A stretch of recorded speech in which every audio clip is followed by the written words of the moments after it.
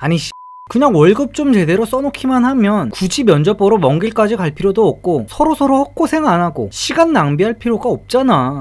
안녕하세요, 리섭입니다. 오늘은 대부분의 직장인들이 궁금해하는 점에 대해서 이야기해보려고 합니다. 다른 나라는 어떨지 모르겠지만 우리나라의 기업에서는 직원을 뽑을 때 월급을 정확하게 명시하지 않고 면접을 보러 가야만 알려주는 관행이 대부분 존재하는데요. 이런 이런 기업들을 보면 다른 근무 조건은 모두 다 빼곡하게 적어 놓으면서 급여 항목에만 꼭 회사 내규에 따름, 면접 후 결정, 인센티브제 이딴 식으로 애매하게 적어 놓죠. 뭐 그래도 요즘에는 하도 반발이 심해서 연봉을 정확하게 적어 놓는 기업들도 어느 정도 늘어나고 있는 추세긴 하지만 아직까지도 앞서 말씀드린 비양심적인 기업들이 너무나도 많습니다. 이런 기업들의 목적은 뻔하죠. 정확하게 명시를 해놓지 않고 자기들은 편하게 사무실로 일단은 불러서 면접을 본 다음 뭐 되도 않는 회사 복지 같은 거 설명하다가 최대한 낮은 가격에 우리들의 젊은 노동력을 싼 값에 후려치려고 하는 거겠죠. 그쵸? 여러분들도 이렇게 생각하시죠? 죄송하지만 아닙니다. 물론 그런 기업이 아예 없는 건 아니에요. 어떤 기업이든 최소한의 투자로 최고효율을 내는 게 목적인데 유능한 직원을 싼 값에 쓸 수 있으면 좋겠죠. 그런 목적도 분명히 있기는 합니다. 하지만 여기까지만 생각이 닿아 있다면 여러분은 생각을 좀 더 깊게 해볼 필요가 있어요. 기업에서 사람을 뽑을 때 연봉을 기재하지 않는 정말 중요한 어쩔 수 없는 이유는 다른 데 있습니다. 일단 원래 급여라는 건 직원들끼리는 서로 알고 있으면 절대 안 되는 거예요. 이 부분이 약간 의아하실 수도 있는데 이 부분에 대한 이유는 잠시 후에 다시 설명해 드리도록 하겠습니다. 아무튼 채용 공고는 아무나 볼 수 있는 것이기 때문에 채용 공고에 급여를 적어 놓게 되면 이미 해당 직장에 다니고 있는 다른 직원들도 볼 수가 있겠죠. 예를 들어서 실수령 200만원으로 되어 있는 공개 채용 공고로 입사한 직원의 급여가 200만원이라는 건 모든 직원들이 다 알게 됩니다. 이거는 법적인 부분까지 다툴 수 있는 사항이라서 단순한 문제가 아니에요. 또 경쟁사 입장에서는 경쟁 기업의 월급이 적힌 채용 공고를 보거나 보관하게 된다면 그거를 데이터화해서 사람을 빼가거나 다른 작업을 할 때도 쓸 수 있는 유용한 정보가 될 수 있습니다. 뿐만 아니라 만약 가격을 후려치려는 목적으로 면접장에 불렀더라도 지원자의 능력이나 경력 등이 생각보다 너무나도 마음에 들어서 원래 계획한 금액보다 더 주고 고용을 하고 싶을 수도 있는데 이걸 정확하게 명시를 해놓으면 이런 유능한 직원을 뽑을 수 있는 기회도 사라지게 되겠죠. 이런 여러 가지 이유들로 인해서 채용 공고에는 정확한 금액을 쓰기가 어려운 겁니다. 그리고 지원자들도 여기에 대해서는 할 말이 없을 수밖에 없는 게 저는 사업을 하면서 직원을 뽑을 때 희망 급여 항목에 정확한 금액을 써놓은 지원자를 거의 본 적이 없습니다. 지원자들이 이 희망 급여 항목만 제대로 써놓으면 그걸 토대로 제일 가성비 좋은 사람을 뽑으면 되니까 기업 입장에서도 사람을 뽑기가 훨씬 더 편하겠죠. 근데 그러지 않잖아요. 피차 마찬가지인 겁니다.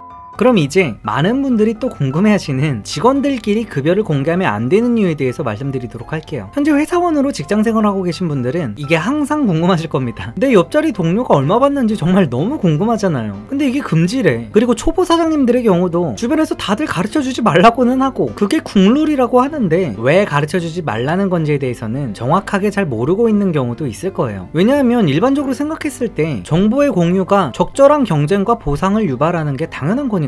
다른 직원들이 얼마를 받는지를 알게 되면 나보다 많이 받는 직원을 보면서 동기부여가 돼가지고 일을 더 열심히 하게 되고 그렇게 서로서로 능률이 더 오르게 된다. 이게 대다수의 직장인들이 흔히 갖고 있는 생각이죠. 하지만 이런 주장을 하는 대다수의 사람들은 인간의 본성에 대해서 단 한 번도 깊게 생각해보지 않은 사람들입니다. 이런 주장을 하는 사람들은 제가 봤을 땐 공산주의로 유토피아를 만들 수 있다고 주장하는 사람들과 비슷한 수준이에요. 일단 서로가 자극을 받아서 더 열심히 해가지고 능률이 오르는 게 불가능한 가장 큰 이유는 급여가 낮은 직원들은 기본적으로 자기 객관화가 안 되기 때문입니다. 자기 객관화라는 건 자기 자신을 정말 객관적인 시점에서 주관적인 자기애 같은 건 싹 다 빼놓고 정말 냉철하고 정확하게 판단을 하는 능력인 건데 이거는 지능이 굉장히 높아야만 가능한 일이에요. 저는 이 자기 객관화라는 게 균형 잡힌 지성의 결정체라고 생각을 합니다. 그리고 이런 지성은 사색과 독서를 통해서 성장하죠. 근데 이런 수준의 지성을 가진 사람들은 대부분 급여가 이미 다 높습니다. 근데 문제는 급여가 낮은 사람들이라는 거예요. 제가 직원으로도 회사 생활을 해보고 사장으로도 회사 생활을 하면서 느낀 게 대부분의 직원들은 전부 다 자기가 가장 일을 열심히 하고 자기가 가장 일을 잘하는 줄 알고 자기가 없으면 회사가 안 돌아가는 줄 압니다. 진짜 웃긴 게 일을 못하는 사람일수록 이런 생각을 더욱더 확고하게 가져요. 그리고 이렇게 지능이 낮고 일도 못하면서 자기에만 충만해가지고 자기 객관화가 전혀 안 되는 직원들은 자신보다 높은 직장 동료의 연봉을 알게 되면 본인의 부족함을 인정하고 동기부여를 하게 되는 게 아니라 시스템이 불합리하다고 판단을 하게 됩니다. 그래서 그냥 능력도 안 되면서 월급에 불만만 있는 직원들이 죄다,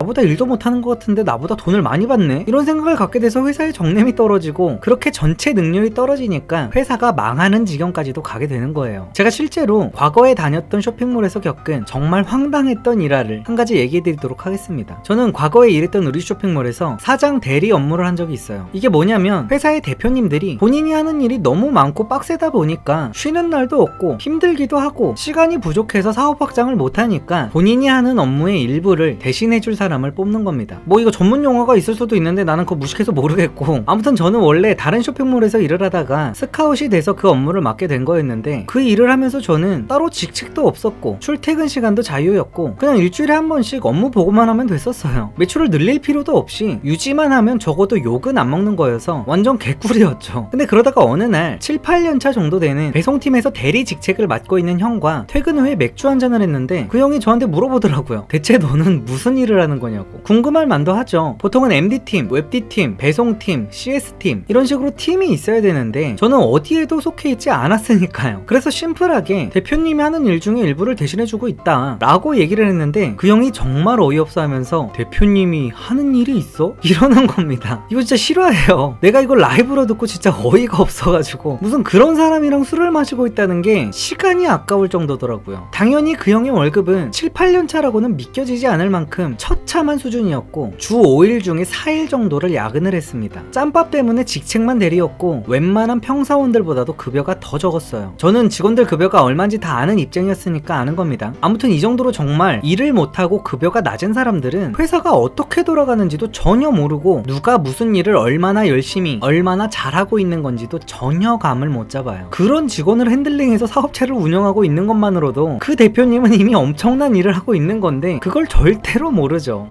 굳이 지금 이 일화에 나온 형의 얘기가 아니어도 사장은 아무것도 하는 일이 없이 탱자탱자 놀기만 하면서 돈을 번다고 생각하는 직원들이 실제로 굉장히 많습니다. 아니 상식적으로 사장이 아무것도 하는 일 없이 직원들의 몇 배나 되는 돈을 벌고 외제차 타고 다니면서 떵떵거리고 사는 것 같으면 본인들도 대출 받아가지고 사업하면 되는 거 아니야? 그렇게 편하게 돈을 벌 수 있는 직업을 놔두고 왜 미쳤다고 힘들게 맨날 야근해 가면서 쥐꼬리만한 월급 받고 있을까요? 아무튼 저는 가방끈이 짧아가지고 대기업 같은 데는 솔직히 문턱에 못 가봤기 때문에 대기업 다니는 사람들은 어떤지 모르겠지만 제가 다녀본 중소기업 수준에서는 이런 직원들이 어마어마하게 많았습니다. 특이 케이스도 아니야. 이런 사람들이 깔렸어. 그냥 직원들끼리 월급 공개를 해야 된다는 분들은 진지하게 대답 한 번만 해보셨으면 좋겠습니다. 방금 말한 배송팀 형한테 겨우 3년차 밖에 안 되는 뭔 일을 하는지도 모르겠고 출근도 지 맘대로 하고 맨날 칼퇴근만 하는 제가 자기보다 급여를 훨씬 많이 받는다는 사실을 말해줬다면 과연 그 형은 동기부여가 돼서 일을 더 열심히 했을까요? 물론 뭐 어디 저기 선진국에서는 직원들 사이의 급여는 투명하게 공개가 되어야 한다라는 주장을 하는 기업들도 있습니다. 근데 그런 주장을 하는 선진국의 기업가들은 아직 헬조선의 매운맛을 못 본.